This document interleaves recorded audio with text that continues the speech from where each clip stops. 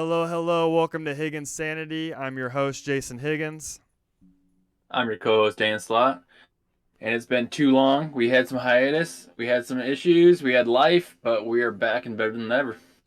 Exactly, exactly. So, what's been going on? It's been, 5 months since we posted? Sure, we'll go with that. So, how's life been for you, Dan? How's life been? Uh, Life's been good. I mean, just work and life, and nothing too exciting.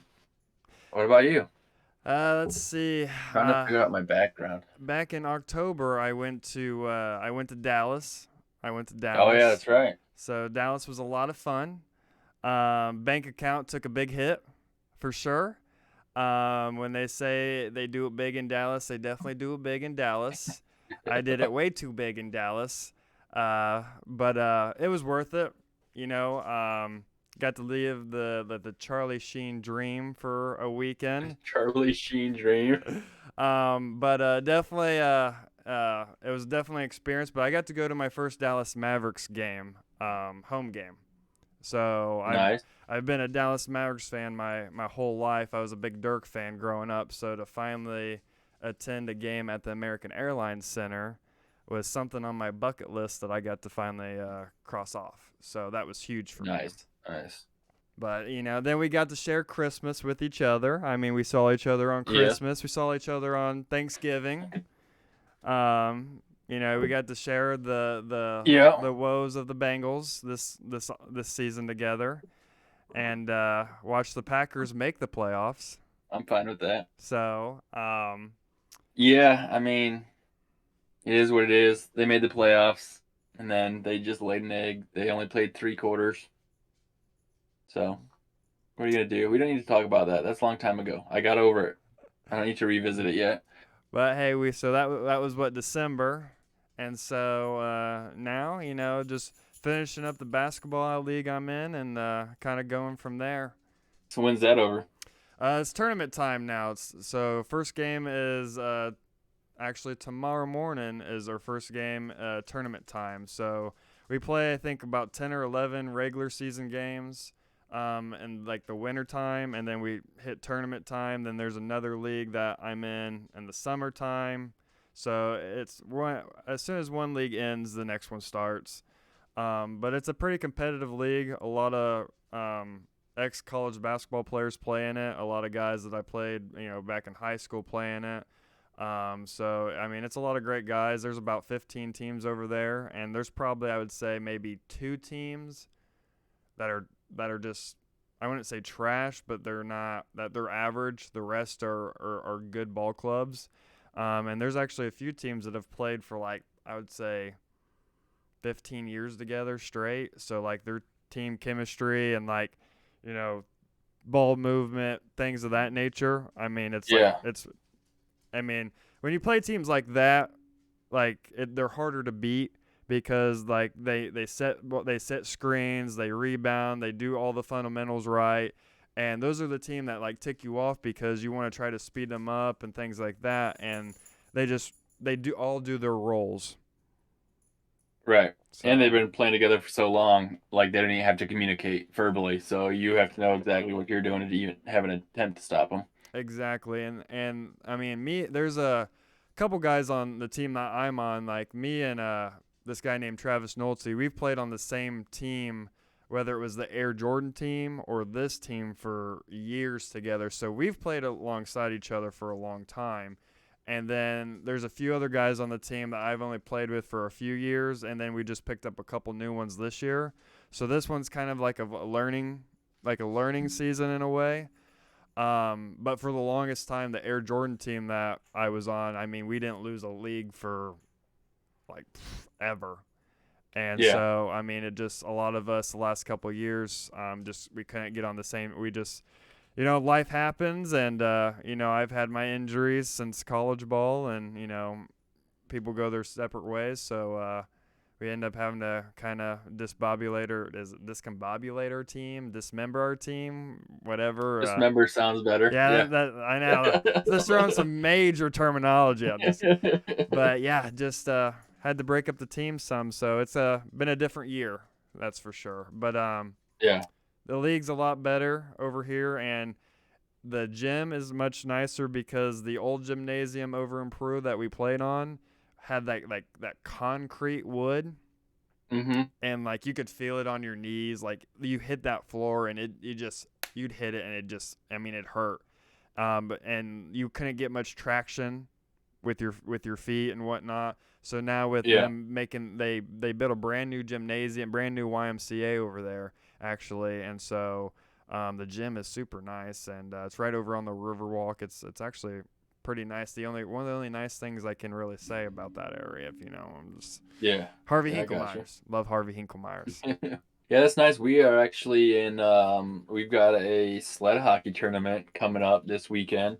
So that's what we've been doing. So that'll be fun. That's down in Indy this year, and we'll play two other Indiana teams. So that's an all-day event. We play 3 or 4 games in one day, so you're pretty much dead afterwards, but And how so that'll long be have you fun. been playing sled hockey? Because you've been doing that for a while, haven't you?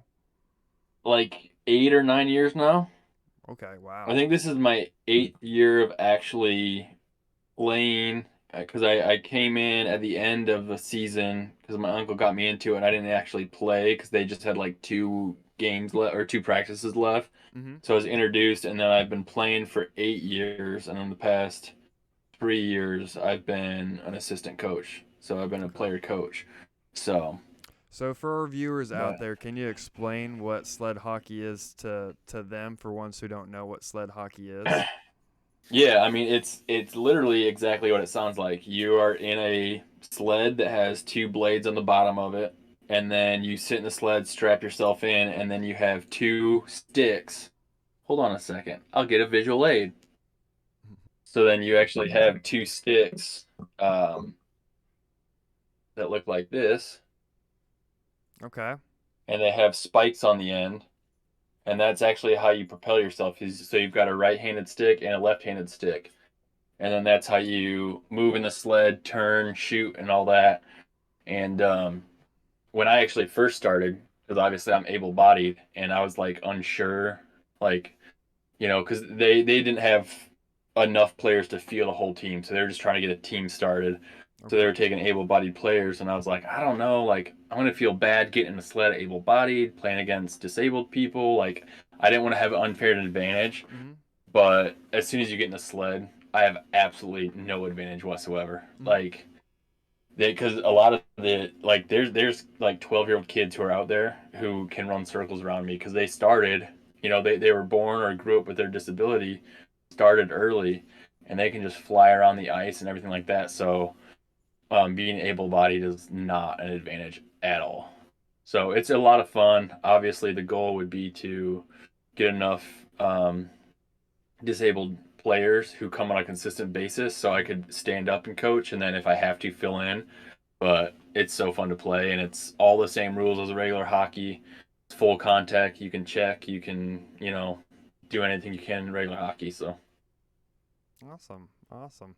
Yeah, because you and Sarah, you've been doing that together for quite some time. yeah. Okay. Yeah. Yeah, because I've been to a few games, and it's really neat to watch. And he's not Yeah. kidding you. There's guys out there that, I mean, they fly. I mean, on Yeah. that ice. So it's actually really neat to watch. And did you used to play hockey? Were you I never played like team hockey. I've skated for a long time, but okay? I'm not very good at stand-up hockey. Like I can skate, but once I Okay. start trying to do like hockey shit on skates, but yeah. Yeah. See, I can't even ice skate. Like the time Sarah had me come up to South Bend to ice skate with her one night.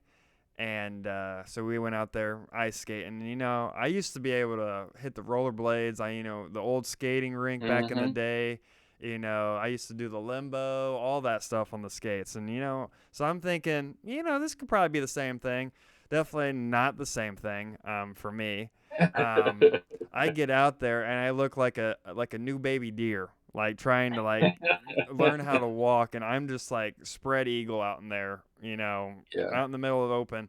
And Sarah, she is a terrible coach, teacher, or whatever. It's like, oh, you got this. You just do this and you do that. Let's go. And as she's skating around, I'm like trying to like learn and gather myself. It got to the point where I had fallen now probably 10 to 12 times to where I said, screw it. I'm holding onto the side and walking. It got to the point where their families were coming up to me and asking me to take pictures of them because they thought like I either worked there and I was like chilling on the side and whatnot. And they're like, hey, can you take a picture of us real quick? So like the first family I did it, and while other families were like, oh, he must, this must be his job. So here I am, Mr. Nice Guy. I'm over here taking pictures of family, handing the phone. Sarah, still skating around, doesn't mind her. I get done. I said, screw it, take my skates off, went inside, got me a bag of popcorn, and I sat there and ate some popcorn and waited till she was done. I said, not going back out there, can't do it. You need to go, because you guys were on an outdoor rink, weren't you? Yep. Mm-hmm. Yeah. You need to do it sometime. Like Notre Dame, they'll do open skate at like noon. And you need to like go out with me and my buddy one time, because there's usually only like maybe 6 people on the ice. And it's like smooth ice. It's not outdoor ice. And get on and try it then. Okay. Yeah, because she was like, oh, it's super easy. Just, come out here. Just go out there. I'm like, no, this is horrible. This is, I can't, like, I'm like, it was, and like, some guy ended up trying to teach me, and like, he was like holding on to my arm. He's like, I got you. And I'm like, man, no, just let me Dude, go. I don't know. You get away from me. Yeah, just Like, let me yeah. go. This isn't like the Titanic. I'm not trying to hang on for dear life. Like, just let me go. Let me be. And I ate my popcorn, and Dude, actually you I got was to get a fine pair after of, that. yeah. You got to get a pair of rollerblades. I bought a pair like a year ago because me and my buddy were gonna like go out on tennis courts with like a street puck and do it in the summer, and we never did. So I've got a brand new pair of rollerblades that I want to go rollerblading. Nobody wants to go with me, but I want to do it. But Al, since you were drinking out of a glass, I forget. Let's make the a little announcement. So we do have Higginsanity glasses out. Actually, let me grab one of mine. Oh, I like it. Maybe I should go towards the camera. There we go. Yeah. See, I'm telling you, those things actually did turn out really good. I know I need one for our podcast so I can drink out of it. Exactly. I mean, let's see. It definitely stands out more when you put like a darker liquid in it. The engraving definitely stands out a lot more. But I honestly thought they turned out really, really well actually. So we have the hat, we got shirts, we got the glasses now. So yeah, things are coming around. That's for sure. I think we need to get sunglasses. Sunglasses would be pretty cool, like aviators or like Oakley looking, like Ray-Ban looking. No, ones. just like the ones like you get at like trade shows or something with like the colored plastic and the. Oh yeah, or like you go to like a game and like they're handing out those sunglasses with like their team. Yeah, I know what you're saying. Yeah. I know what you're saying. I mean, we can have both levels. We can have the cheap level and the high, but just the cheap ones that you just throw on like you always have in your car. There we go. Yeah. There we go.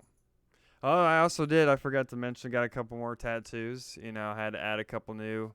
Wait, when the hell did you get tattoos? You didn't tell me about that. New ink to the body. I got the Big Bang Theory tattoo. I got that tatted to my leg, and then my arm. I'm actually getting it finished. I got a Spartan and a wolf down the side of my arm right here, with the Coliseum in the background. So I got about an hour and a half left on that part. I'm about 6.5 hours in. So after that, I'll obviously go to the next piece, which I'm going to get a zebra, which is actually pretty cool look. So the guy who actually does my pieces now, he's the #1 cover-up artist for like the MAPS program in the military. So he goes like Camp Pendleton and whatnot, and does like a lot of the Marines. He does a lot of the cover-ups and whatnot. But this dude is a wizard with like coming up with like his own drawings and things like that. I basically texted him. I said, hey, I'm looking to get this, and that. Can you draw me up something and kind of see what it looks like? he drew it right up from scratch, put it together. I mean, it looked nice as can be. And so Yeah. now, I mean, he takes his craft like to serious. Like he's very and like and you got tattoos. Have you ever like got a tattoo and like the artist is like gives you like that creeper like vibe status is like low key kind of like creepy or like kind of like No, I wouldn't get a tattoo from a guy who creeped me out.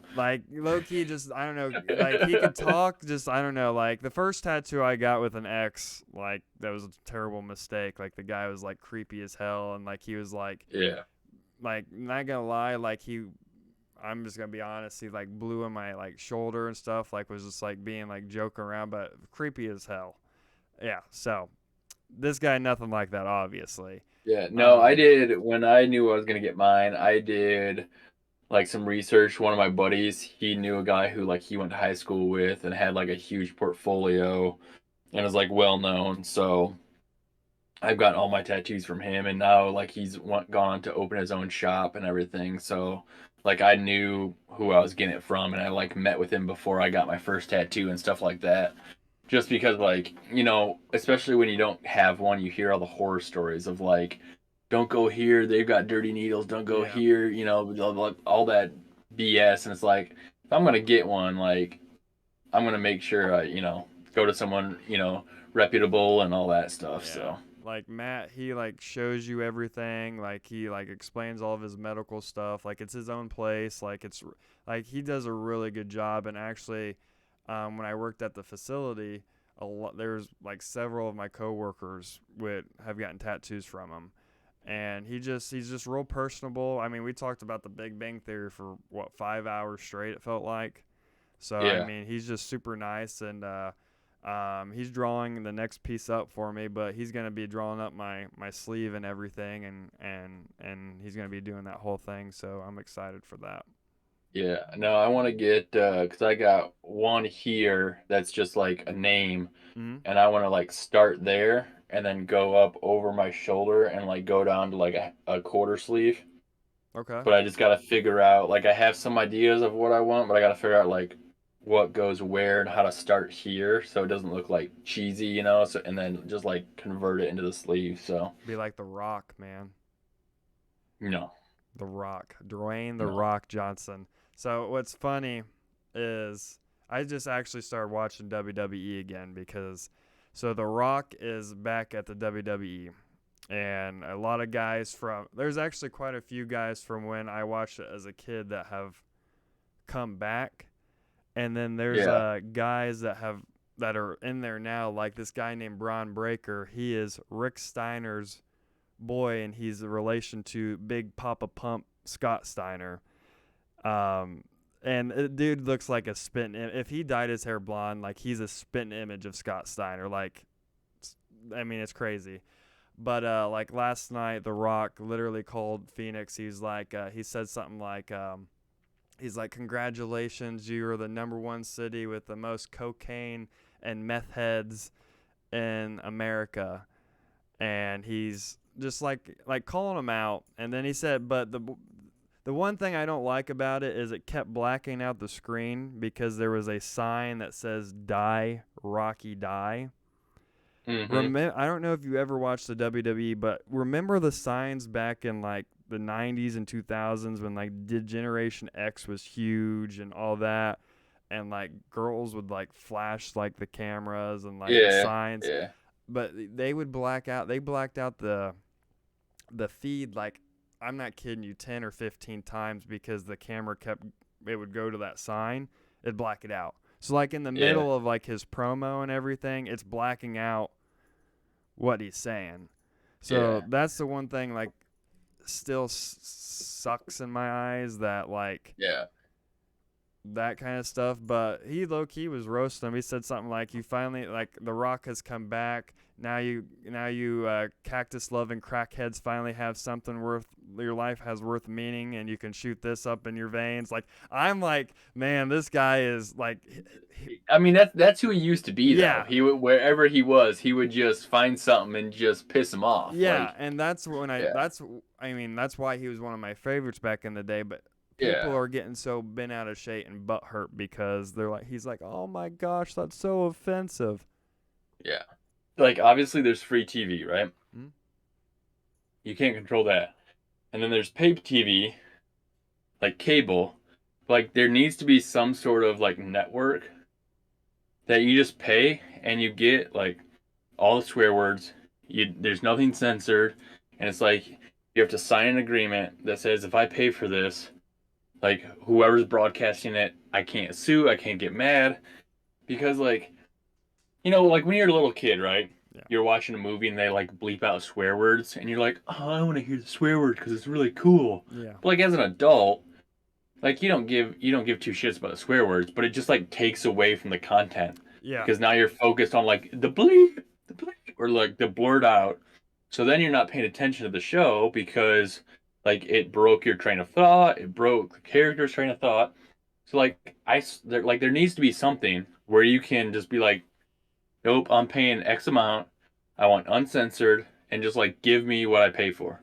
Like don't like I I want to censor myself. Yeah, no, I agree. That's a good idea. I believe the same thing because like you said, it takes the context I think from it. Because if you're watching a movie or heck, listening to a song on the radio, heck, I remember growing up listening to a song on the radio and half the time it Mm-hmm. would say a different word and it wasn't even the same artist. It was just like some random word that didn't Yeah. even like go with the song and I'm just like, no, that's not how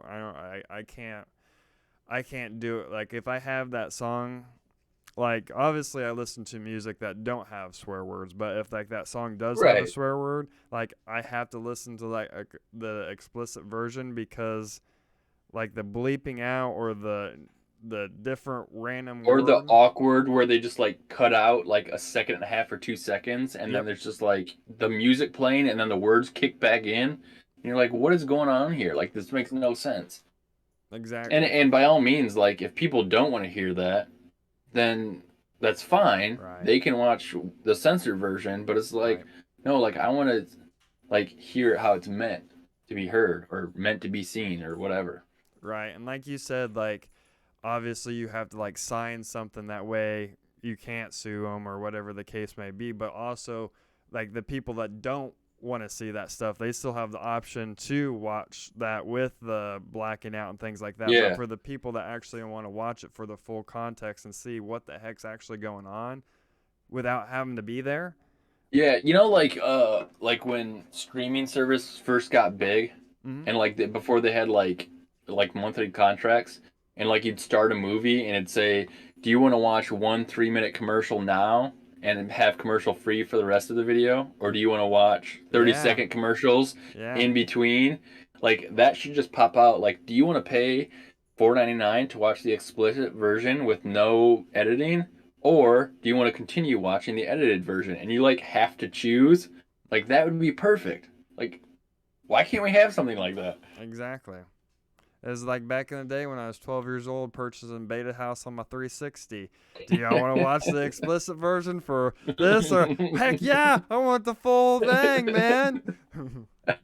And now if you watch that, you'd be like, what's so explicit about this? Yeah, like what was I thinking?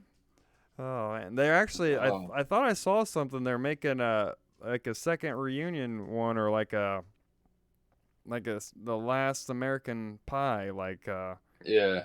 I saw something about that, but I did see this. I don't know if you were a big fan of this. I know Sarah was. Blue Mountain State. Oh yeah. They're coming back out, and they did confirm that Thad and Moran and all them they're gonna be Yep. back in it. So Have that's you awesome. have you watched Reacher? Yes. Oh, Dude, he's like he's awesome in that. we need to give him credit because I don't know his name in real life, but But, he was awesome in yeah. that. And just seeing him, I'm like that dude is like he's freaking just jacked. And Yeah. he's just like he's good looking. I want to say is it like Alan Richardson or something like that? Like that sounds. Does that sound right? I Uh, just literally liked a video of his on TikTok, like what he eats in a day. That's like random, but yeah. Let's see. yeah, Alan Richardson. Literally, Yeah. that's the video I Yeah. liked today. Oh, Yeah, so shout out to Alan Richardson because you play, and what's nice is because certain actors get pigeonholed into like a certain role, Yep. and the fact that he played Thad in Blue Mountain State, and then he played Reacher in Reacher, like two polar opposites, and he played both really well. Did you ever see the movie The Wedding Ringer with Kevin Hart? Like the guy I don't think pays so. him to be his best man. Like it's a comedy. Mm-mm. Kaylee Kuko from The Big Bang Theory's in it. No, I haven't. It's hilarious. You need to watch it. I will. I'll put it down and I'll watch it before I record next time. Yeah, he's actually in that movie. He's one of the groomsmen Okay. that Kevin Hart pays, and he acts. You just have to. It's hilarious. A lot of comedians are in it. Is it called The Wedding Ring or just Wedding Ringer? Just wet. I think The Wedding Ringer. Let me All double right. Well, I'll check. find it either way. But yeah, I'll put that and I'll watch that. Um, Speaking of that, like, is there any actors that you like if you see them in the movie, you just want to watch it because you know they're gonna do a good job? Yes, Miles Teller. Miles Teller. Okay. Yeah, I actually watched the new Footloose, which I never thought I would ever see myself watching the newest Footloose that Miles Teller's in. And Yeah. low key, that is actually a really good movie. And I got one of the songs in that movie stuck in my head. Fake ID by like Big and Rich and like featuring Gretchen Wilson. Yep. I have that song stuck in my head. And Yeah. actually, it was a pretty good movie because I haven't seen because there's other Footlooses besides the one with Kevin Oh yeah. Bacon. Is Yeah. okay. See, I hadn't seen Yeah. I any think of there's them. like three of them. Oh, I think it's kind of wow. like A Star Is Born, where they like decades between. Okay. Okay. Yeah, because the only other one I've ever seen was the Let me one with see. Kevin Bacon in it from like the Let very me see. I first might have one. just talked out of my ass, but Footloose movies. But yeah, and you brought up Loki, and I don't. I forget what award um, show he was on, but he was up there and he was receiving an award, and he was like, I never thought I'd be one of those actors who's played the same role. I've been playing Loki for 15 years. And that was like mind blowing to me because you think of all the things he made appearances in, and he's been playing Tom Hiddleston, by the way, shout out. He's been playing that character for 15 years, and he probably will keep playing it because there's no end in sight to MCU. Yeah. So, And like if you look at was it Grey's Anatomy, like what Meredith hmm Grey, you know, although and I will, to me, the ultimate actor who has made a career out of one role is I don't know how to say his last name. Ian McDiarmid, who plays Emperor Palpatine or Senator Palpatine, depending on what movie.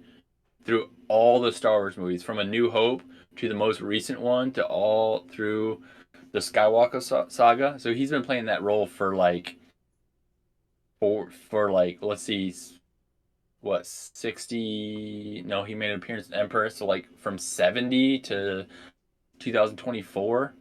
So he's been playing that role for over 50 years. Could you imagine landing that as a young actor and then you literally never have to work again ever except for that role? Cuz he's done exactly. voiceovers, he's been in the video games, he's been in the cartoons, he's been in the movies. It's like and it's the same actor throughout all of them. Never like I'm sure he had like a stunt double, but like it's always the same person. Is there a new one coming out anytime soon? When's the last Uh one? the Skywalker series Okay. 7, 8, 9. So yeah. But like, could you imagine that? Like, that'd be insane. Yeah. Yeah. Because like every other role, like because of like the age difference, like they need to cast a new actor in a lot of them. Except what's his face? I can't think of his name right now. Mark Hamill. Like Yep. he's made appearances in a lot of them, but like that's just insane. Oh yeah, and like I shared like a post on Facebook the other day of like Jim Parsons with like the Big Yeah. Bang Theory of like Mm-hmm. where he's Because standing next to his the poster where he was like not known at all as an actor or anything, and that was like his yeah, first. because he does he does the voiceover in Young Sheldon Yep. as well, right? Yep. Yeah, because I've seen some of that. I Yep. haven't watched it all, but yeah, I mean, because what Big Bang Theory is on for what 9 seasons, 12. 12, and then Young Sheldon's been on since 2017, so that's another 7 years. So he's been involved in that in almost 20. Yeah, and like I wish the I wish the Big Bang Theory was still going on.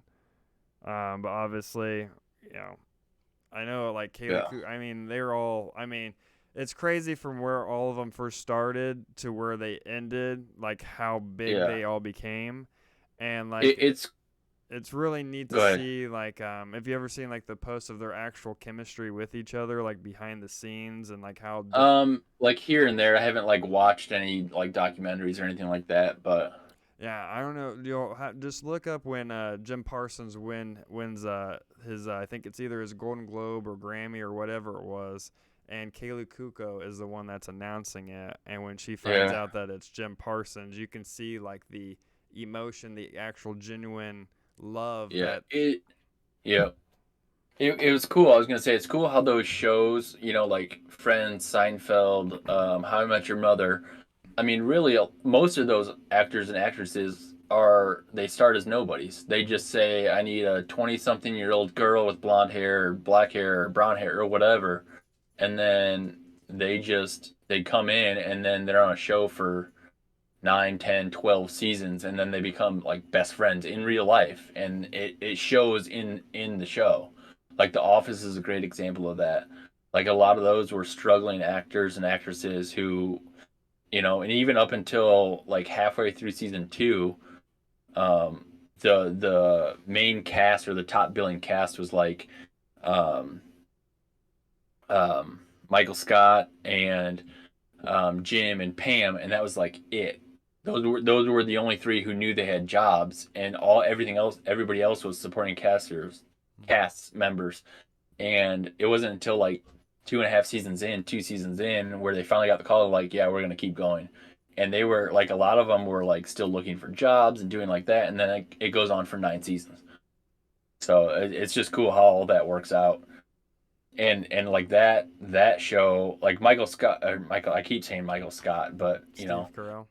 Steve Carell, like he was well known in like improv and things like that, and small things. But then once he got in the office, he did 4-year-old version. Then he did Evan Almighty, and I'm a office nerd, so like there was times where he was on the lot filming Evan Almighty for 8 hours, then running across the studio to then film The Office, working like 18-hour days and doing that. And then, like, 4-year-old version was a huge breakout for him. And then he just makes it. Oh yeah, and And I'm sure that there's a lot of stories like that, but from the ones I've listened to, podcasts and the history and all that, it's just so cool to watch and see. And these people come in, like I said, 19, 20, 21 years old, and living their dream. yeah, and like, did you ever watch like King of Queens with Kevin James? Yeah, I mean, yeah, I was watching it when it was like syndicated and stuff like that, but yeah. I know. Have you ever read the book that his wife in the show came out with?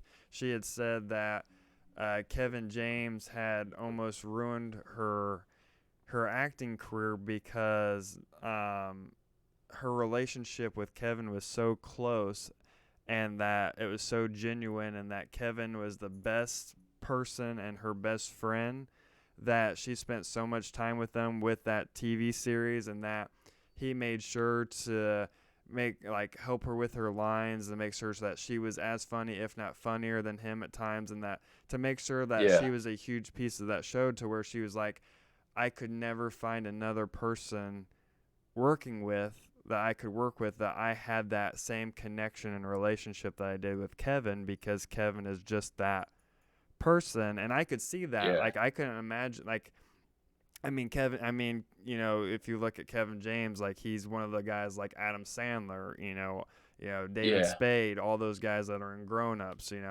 And so I definitely could see that. I mean, Kevin Yeah. James, like he, I mean, you can see in all the movies that he's in, you can see that genuine character of Yeah. his and just the way he plays Yeah. his It's roles. really cool to hear stories like that in Hollywood because so often you hear the stories, the headlines of like this actor, actress was like when they were on the set, everybody needed to kind of like bow down to them and like they're the funniest person on the set. Then you hear a story like Kevin James. There's tons of stories out there Mm-hmm. like Steve Carell, who everybody on the cast knew he was the funniest man in the room, funniest actor in the room, but he truly believed that like everybody should shine, everybody should Mm-hmm. get a chance, and he would let other people perform and help them and like you said run lines and simple things like when they had to go on location he was always the first one to the bus but last one on the bus because he made sure everybody was there, made sure everybody was on time, kind of first one in last one out type of thing. There's tons of stories of like the makeup crew and things like that of he would come in, bring them coffee, talk to them, be genuine, down to earth, helping people on the bus. So it's just cool to hear those stories of actors and actresses like that who just want it to be a high quality, awesome TV show, movie, whatever, because it's Hollywood. So what people like is the drama and things like that. And it's like what, there are people out there who are just genuine. You're right, and people do like the drama because not just actors and actresses. I mean, people in your everyday life like to definitely stir up the trouble, stir up the drama. There's people Right. out there that it just I don't know. For me, it I don't understand it because like there's people out there that do not want other people to succeed, which I don't understand that. And then there's just people that are just out to get you. Like they're upset with their daily life. They're upset with their marriage. They're upset with their job. They're upset with how they're being, whatever the case may be. And then they seek out to try to hurt somebody else or Yeah, like, they project their misgivings, yes, their own failures, the things that in their mind they're never going to admit out loud.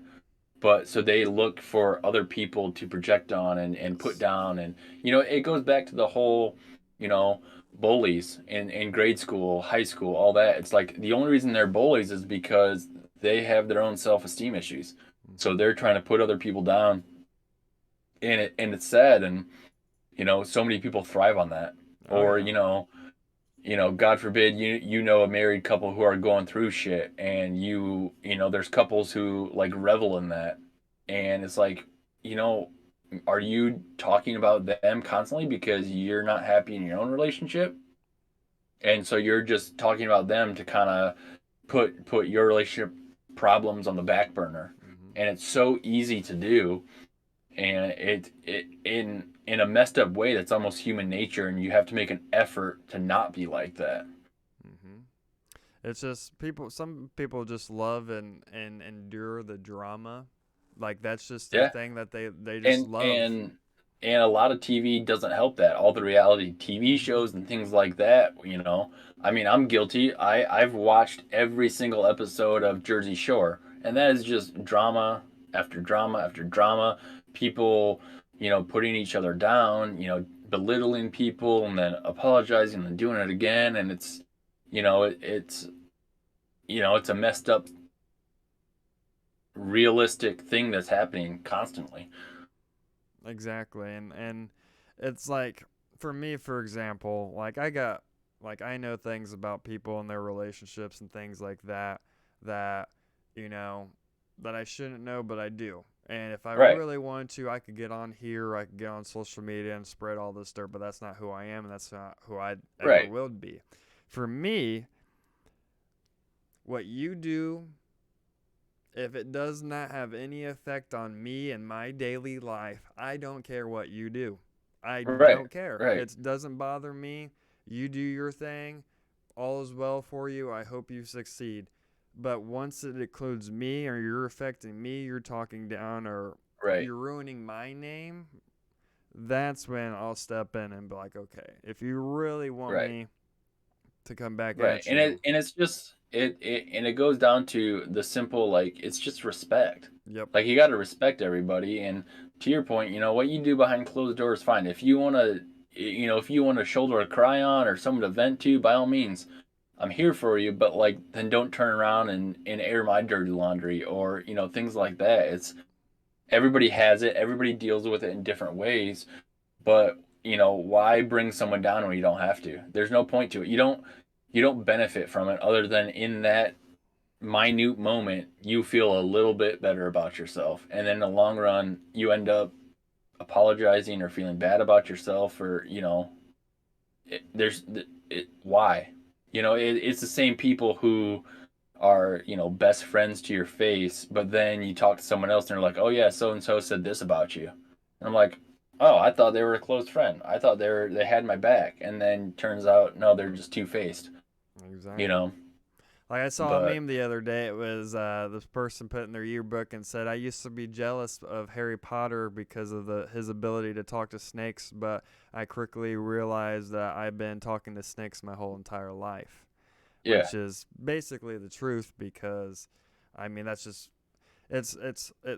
it stinks because like for me, for example, I have a few very close friends of mine that I know that I can tell them whatever and it stays between us. I got a few of yeah, them that I can count on, and then I got a couple other good friends that I'll tell them certain things, but I refrain from telling them other things because of past instances to where they tend yep, to make shit up, run their yep, mouth, or they get butthurt about something and try to use that as ammo, whatever the yeah, case may be.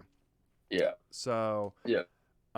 because like I don't know, I mean obviously you've had ex-girlfriends, we've all had ex-girlfriends. Have you ever dated a girl where you've told them something that you didn't want anybody else to know? You felt like, hey, I'm in this relationship with you, like obviously things are going well, we've been with each other for this amount of time, I'm gonna tell you something, and then later down the road, either at the end of a relationship or after the relationship, they use that against you as like Oh a yeah, way to like, oh yeah, well, this da, da, da, da, da, whatever the case may be, and it's just like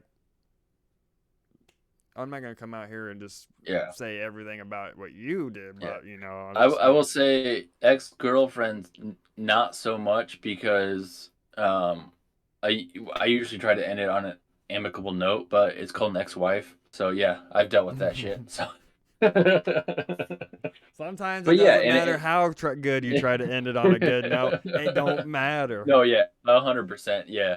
Or even I've dealt with it more than like friends, and I've known their exes, and then their friends, their ex come to me, and I'm just like, I don't want to hear it. Yep. Like it's over. I supported you when you guys were together.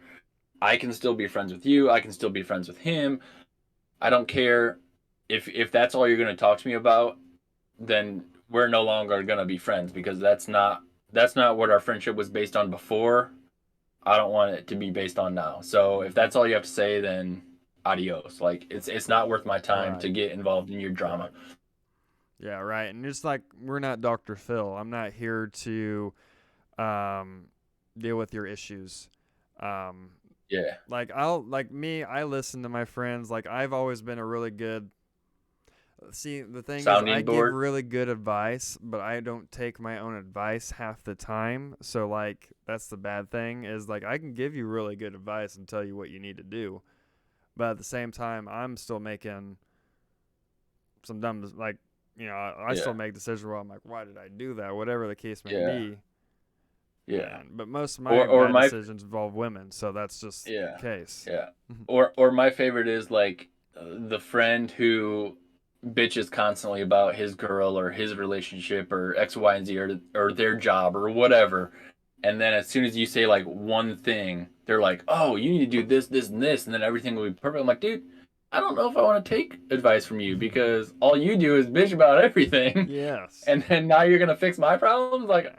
I don't know, I might go to someone else. Like, Yeah, because I can't be around negative people because it's yeah, hard because, like, it's hard to stay positive when all you hear is negativity. right, like I mean everybody's got stuff going on in their lives that you know that can be difficult or Yeah, whatever the case may be, but I can't be around somebody that's constantly Yeah. draining and like dwelling over that one negative thing to where Yep. you have several other great things that happen that day, but that same person's dwelling on that one negative thing that happened 5 days Yeah. ago. Yeah. That, or I don't know how you feel, but like the couples who are like, "Oh, my husband or my girlfriend is my best friend." It's like, are they really?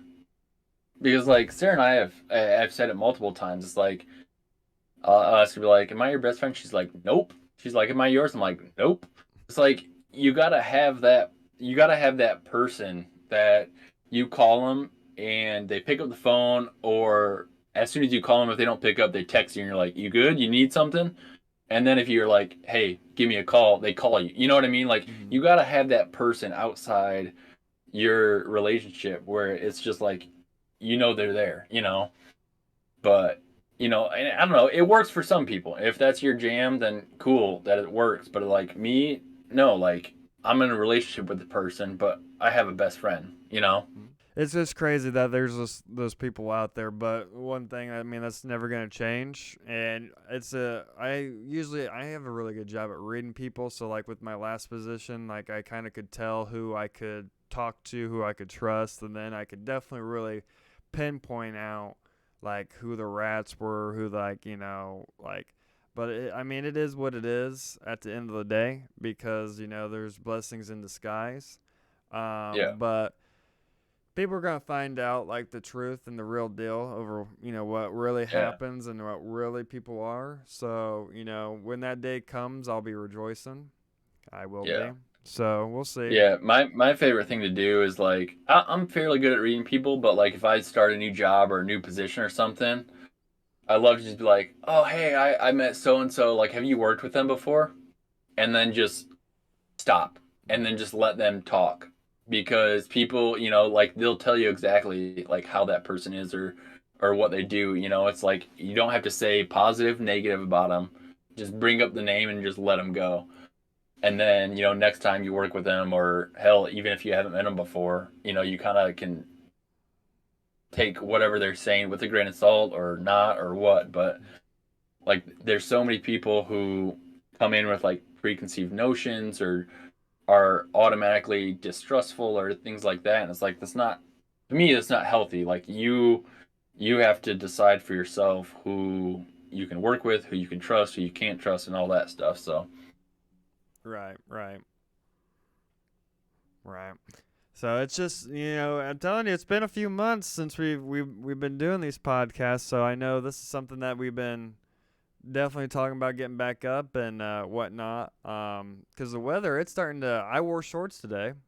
oh yeah. The weather's starting to get really nice out, and so we got a lot of things coming up because this time around, you got spring training just started for baseball. You got NBA that's wrapping up the second part of the season after All Star break. You got March Hmm. Madness. It's March. It's the month of March, so you got conference tournaments just getting ready to hit around the corner, and then you Which got at this point, March Madness should just be called April Madness, because most of the tournament's going to be played in April. But hey, whatever. and then NHL finals are right NH. around the corner. Yep, I won some money the other night. Seattle Kraken. Yeah. Let's go. Uh, and then the NFL Combine's going on right now. Oh, Yeah. that's what I want to talk about for And a right around second. the corner, then the NFL draft in April. So That's what's. for as much as people are like, oh, it's kind of like a downtime for sports, like there's still so much going on. Oh yeah, yeah. I mean, do you have? I don't know. Do you have ESPN Plus? I don't currently. I did Okay. for a while, but I don't anymore. Okay. See, I love it because I mean, like right now you got college basketball on from noon to whatever, and Yeah. like right now it's not just men's college basketball. Women's college basketball is at the top of its game right now just because of like one Caitlin Clark. I mean, Yeah. she's Didn't she just set like the all-time point scoring record? yep for women's college Yeah. basketball, and she not only is she leading the Division One in points per game, but she's also leading it in assists per game. She's shooting at a high percentage. Her team's top notch. And she just declared that I'm pretty sure it was confirmed that she's declaring for the WNBA draft. And you know who has the number one pick next year? Who Or did? it wouldn't be next year. It would be here in a few months. The Fever here in Indiana. Okay. And so they already have Aaliyah Boston, who was first pick the year before. They got Lexi Hull and Kelsey Mitchell. They add Caitlin Clark. One, the attendance is already going to go through the roof because I don't know if you've seen, it's a sold out crowd Yeah. every game that Caitlin Clark plays. At Nebraska, at IU, at Minnesota, it does not matter. The line is lined up for miles outside the gym, hours before tip off. It hasn't been like that for a men's college basketball game in years. There hasn't been a drawing Yeah. for like that type of crowd, and Yeah. since like I would say, like I remember when like Michael Beasley was huge at Kansas Yeah. State, Kevin Durant at Texas, Blake Griffin at Yeah. Oklahoma, Steph Curry at Davidson. Yeah. Um, Well, part of that too is because they play more than 2 years. mm-hmm. So even if you do have like a phenom in college, they're only there for 1 or 2 years, and then they move on. So it's like, how much do I dedicate my time to this player? I'll just wait for him to get to the NBA, and if that's if That that's and the your jam, transfer then yeah. That and the transfer portal. I mean, that's been a huge thing that guys are just transferring back and forth like Hmm. crazy right now. And my take on that is, this is the way I kind of look at it. I think because I'm kind of looking at it as a player and a coach. Player standpoint, I think, well, player and coach standpoint, I think that the transfer portal should be allowed, but I think you should have to play at that school for at least 2 years because like say you go to that school for a year, the coach gets on you for whatever the case may be, and you just have an attitude issue, you could just transfer to another school the next year. And because you have the raw talent to be able to do so, like that puts that coach at like, well, Yeah. what can I say? Who do I play? Who do I put in rotation? But if you Right. have 2 years with that player, you can also dedicate, like you can have a more sense of who you're going to have on your team, who you can recruit, who you Yeah. can that kind of stuff. But I mean, I would hate to be a college football or a college basketball coach with the transfer portal because is an ever rotating job, mm, and so much of that you need to develop your style. You need to get your recruits. You need to mm, develop the team into your coaching style, and you can't do that when the star that comes in freshman year, let's say, and then you're going to build a team around them. You start that process, but you still have X amount of juniors, X amount of seniors that are still there who've been there for 3 or 4 years, and then they move on, and then that player transfers, and now you're starting from ground zero, and then you have a losing season, and you're out of a job. You mm. know, like that. Because I I feel like wouldn't want to do it. you have to have, especially with like football, with the transfer portal now, I feel like you have to have one guy dedicated to looking at who's going to be in the transfer portal and just dedicating them to like watching game film, like what system they're in, what school are they coming from, is that system to alike to the system that we're running at our school, that type of thing. Because like that, I think that would somewhat help you of trying to get the right player to come to your school that's not a recruit to try to fit your system. But again, you've got a million things going on at one time, and if Yeah, you're a school like Alabama, like I mean, I think that's ultimately why Nick Saban's not coaching anymore. I don't think yeah, he's not with the transfer portal. I just don't think yeah. that's. Well, and too, like a school like Alabama, you could have a 5-star recruit who's sitting on the bench who Mm-hmm. doesn't want to sit on the bench but can go somewhere else and start. So, like, scouts used to be one of the most pivotal jobs Mm-hmm. in college football, but now scouts aren't even like, you need to have a transfer portal scout, Yes. to your Yep. point, to just be like, hey, when this person leaves, who are we going to backfill? Yep. Yep. But and yeah, so I definitely agree. And then for like the player standpoint, like I can see after 2 years if say you're not getting like the PT that you thought, or say like the coach comes up to you and say, hey, look, like I think if you go to this school, you're gonna get the playing time you deserve. We have a recruit coming in that's a 5-star recruit that's gonna come in and start from day one. And you've already been here 2 years. I want you to give you the opportunity to go elsewhere and play. Like I think that should be Yeah. allowed. And Like that, yeah. And there's schools out there who have a senior quarterback who are just watching and like, oh, that quarterback, that backup quarterback fits our scheme. So they're poaching from them. And then hopefully, if everything goes well, that quarterback comes in, Mm-hmm. plays the same scheme, and then they don't see like a huge turnover in their wins losses. Mm-hmm. And there's a full-time job at every university who's just like, when this guy graduates, who can we poach? Who can we just plug in, a plug and play system? Because to a point, recruiting is going to become less and less and less important because you can get players from anywhere in any Mm-hmm. position. Mm-hmm. And I think it helps when you have like like for example, Colorado. You got Deion Sanders. You got primetime Deion Oh yeah, Sanders. And so when you're at a place like Boulder, like in Boulder, Colorado, I mean, this one the field. I like the field, yeah, like the atmosphere. I mean, the general stadium. But if I'm a 5-star recruit, whether I'm a wide receiver, running back, defensive back, whatever, one of my top options is probably going to go try to play for Deion Sanders just yeah, because of all the connections and think of the NIL deals now that you can get just from going to a school like yeah. that and having your name out And there. and not even 5-star recruits. A player who might not get a lot of media publicity, not a lot of TV time. If you go play for Deion Sanders, there's going to be TV time, TV crews, interviews. So you might not get a chance to be nationally recognized. But if you go play for Deion, you might break out and have more time to show your stuff off, even if you aren't a 5-star recruit.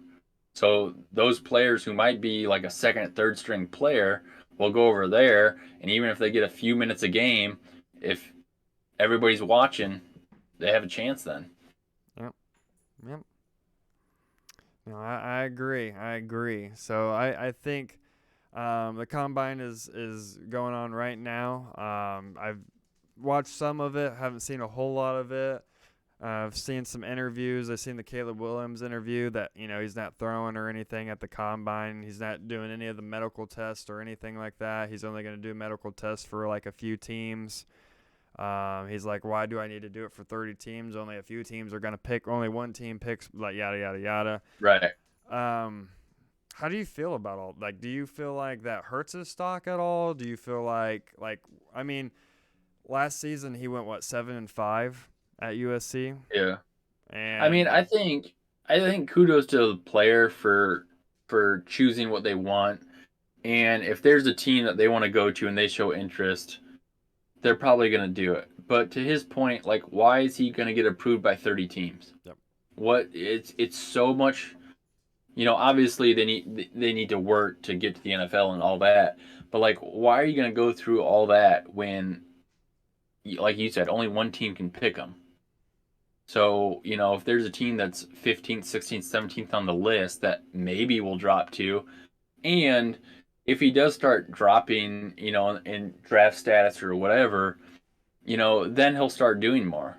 Or if a team that he didn't expect is like, hey, we're hoping to get you in whatever, the second round or something like that, then he might go talk to him. But why do all that work when it's not gonna I don't think it's gonna benefit him anymore to do it for every team. right, right. No, I agree with the medical stuff and everything. I think on this side note, I would have probably threw just because one he had so much hype this last season going into the season and whatnot. One, you went 7-5 at USC. There was a couple instances during the season with character issues, Yeah. and Jaden Daniels beat you out for the Heisman, Yeah. and No, I that's your would agree. If you've got a competition. chance to show your talent, I would show my Yeah, talent. But like the medical stuff behind the scenes stuff, like if a school has genuine or a team has genuine interest in you or not. yeah, yeah. I would But definitely would have thrown just like yeah, just so I'm like, hey, I'm gonna come in here, show what I can do, show you, hey, you can confirm here right now that I'm the number one pick.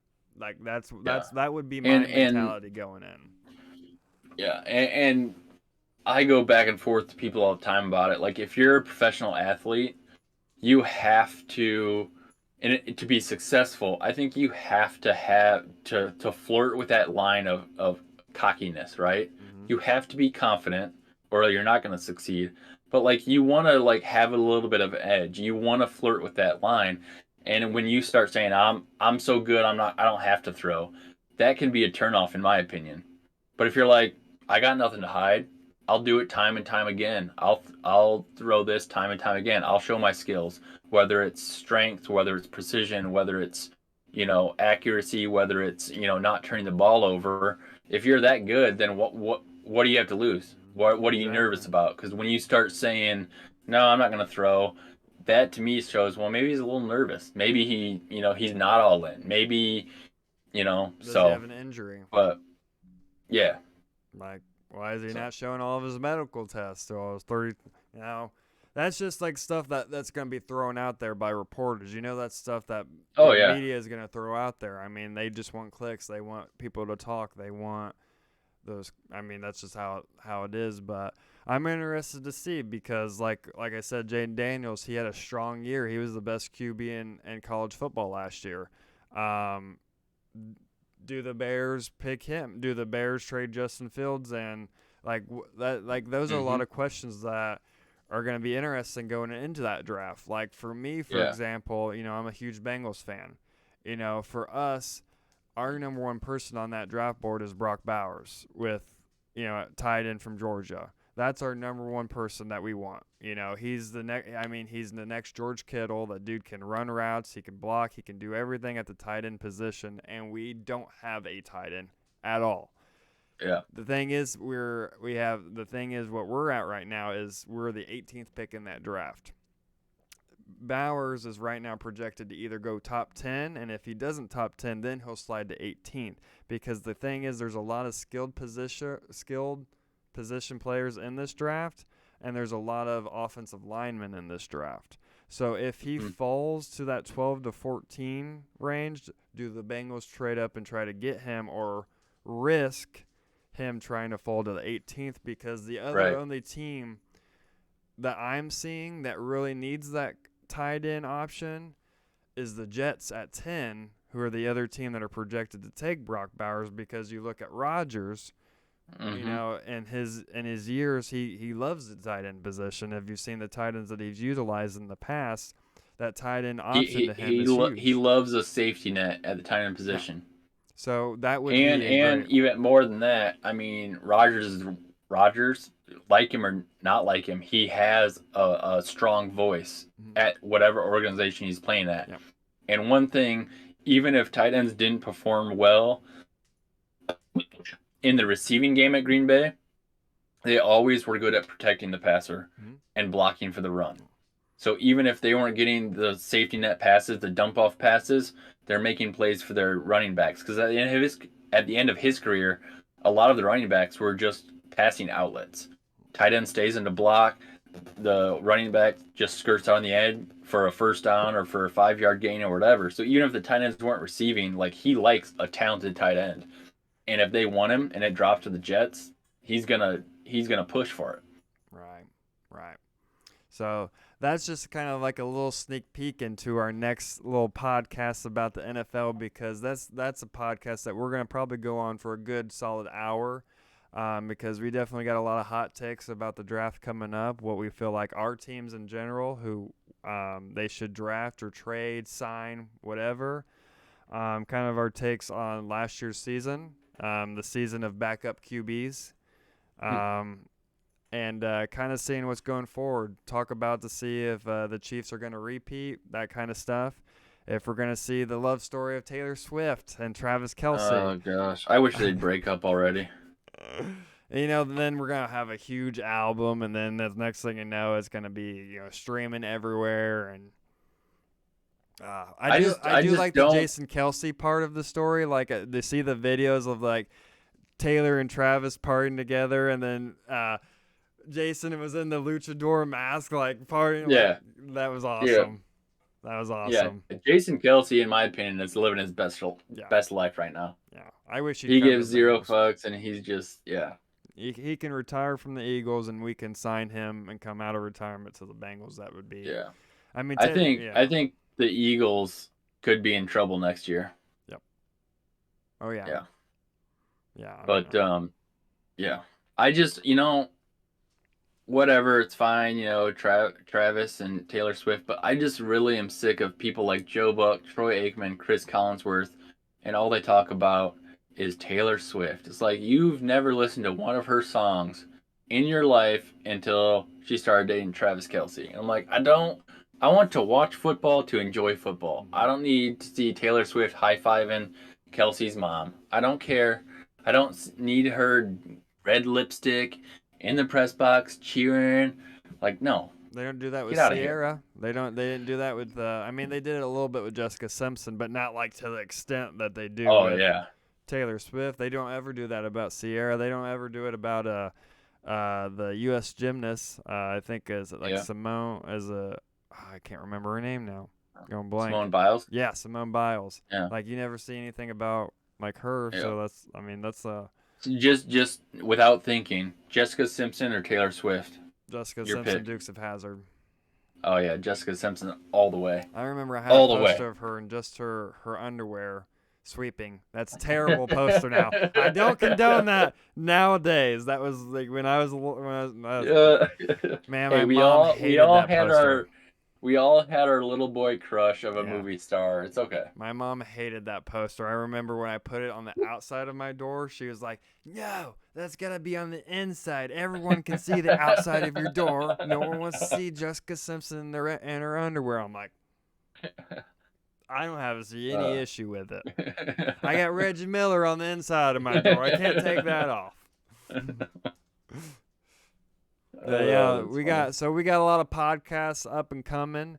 We're excited to be back. Like we said, we just had our lives catch up to us. We had a lot of things going on. Holiday time, it's crazy. But just so you know, we're going to be back and better than ever. We're excited about actually hitting this. So. Yeah, we're going full throttle. Look for episode drops every Wednesday. So when we're always going to have a couple in the bank. So if we do miss a week, we'll still have episodes to post. So when life does catch up, we'll still be on top of it. So until next time, deuces. Deuces.